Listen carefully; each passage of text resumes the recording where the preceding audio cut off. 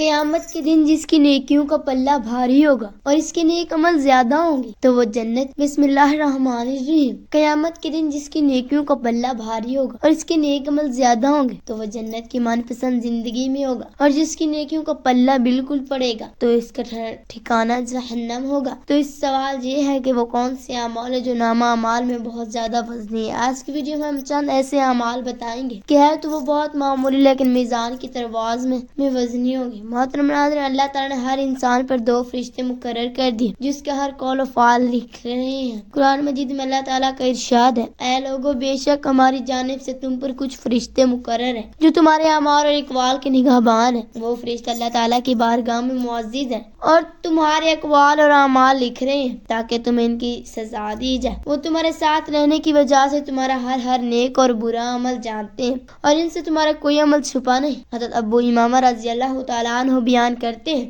کہ نبی صلی اللہ علیہ وآلہ وسلم نے فرمایا، بائیں طرف والا فرشتہ غلطی کرنے والے مسلمان سے 6 گھنٹے تک قلم اٹھائے رکھتا ہے، تو اگر وہ اپنے کیے گناہ پر نادم ہو اور اللہ تعالیٰ سے استغفار کرے اسے یعنی فرشتہ وہ گناہ ختم کر دیتا ہے، لیکن اگر توبہ نہ کرے تو فرشتہ وہ 1 گناہ لکھتا ہے.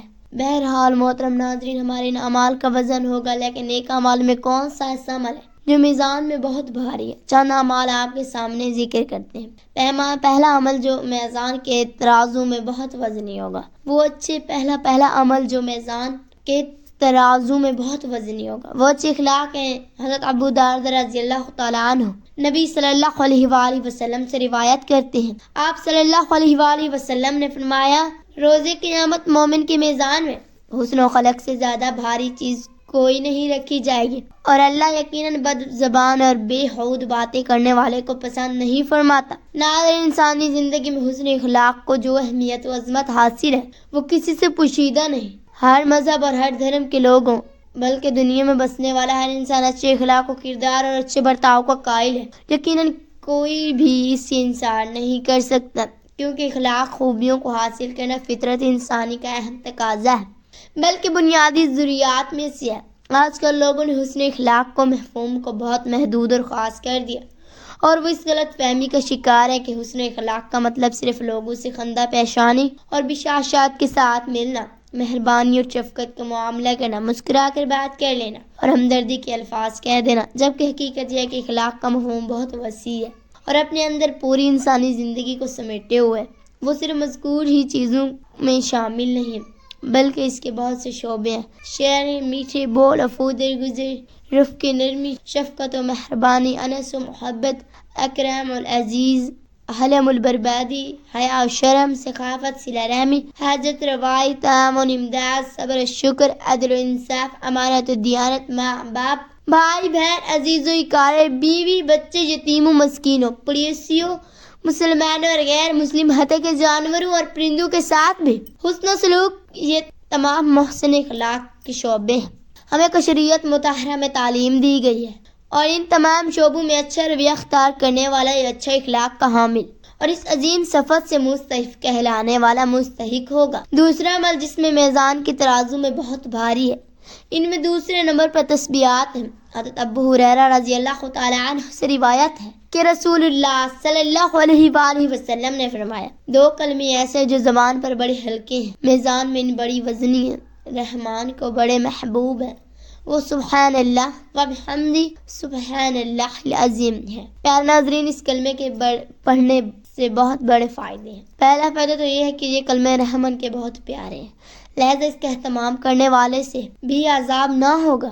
اسی طرح ان دونوں کلموں کا پہلا فائدہ تو یہ ہے کہ ان کے اہتمام سے بندے کو اللہ کی محبت حاصل ہوتی ہے. ان کلموں کا ایک عظیم فائدہ یہ ہے کہ قیامت کے دن جب بندے کے اعمال تو لے جائیں گے تو یہ کلمے اگرچہ مختصر اور زبان پر ہلکے ہیں لیکن ترازو میں بفضل اللہ تعالیٰ بہت وزنی ہیں، ثابت ہوں گے. اور معلوم ہے کہ اس دن جس کا پگڑا بھاری ہو گیا وہ کامیاب ہوا، جس کا پگڑا ہلکا ہو گیا وہ ناکام و نامیر ہو گیا. تیسرا عمل جو میزان کو بھرتا ہے، نبی صلی اللہ علیہ وآلہ وسلم نے فرمایا، صفائی نصف ایمان ہے اور الحمدللہ میزان ان کو بھر دیتا ہے. سبحان اللہ و بحمدہ للہ زمین و آسمان کے درمیان ہر چیز کو بھی بھر دیتے ہیں. اور نماز نور ہے اور صدقہ دلیل یعنی رہنما، صبر روشنی ہے اور قرآن تیرے حق میں یا تیرے خلاف حجت ہے۔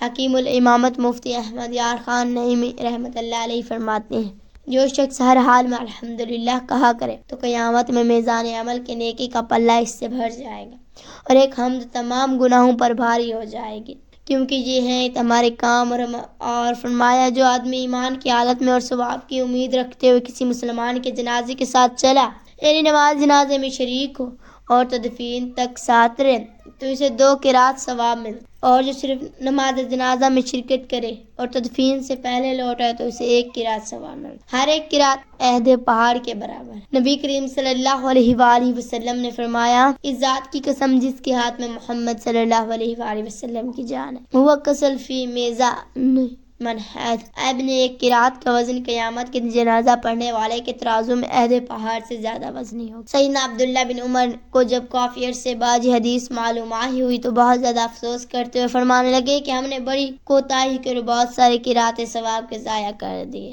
اللہ تعالیٰ سے دعا ہے کہ اللہ پاک ہمیں نیک اعمال کرنے کی توفیق عطا فرمائے۔ اللہ پاک سے دعا ہے کہ ہمارے اعمال میں اخلاق پیدا کرے تاکہ ہمارے اعمال میزان بھاری ہوں۔ اللہ پاک سے دعا ہے کہ اللہ پاک ہمیں ان حدیث پر عمل کرنے کی توفیق عطا فرمائے، آمین۔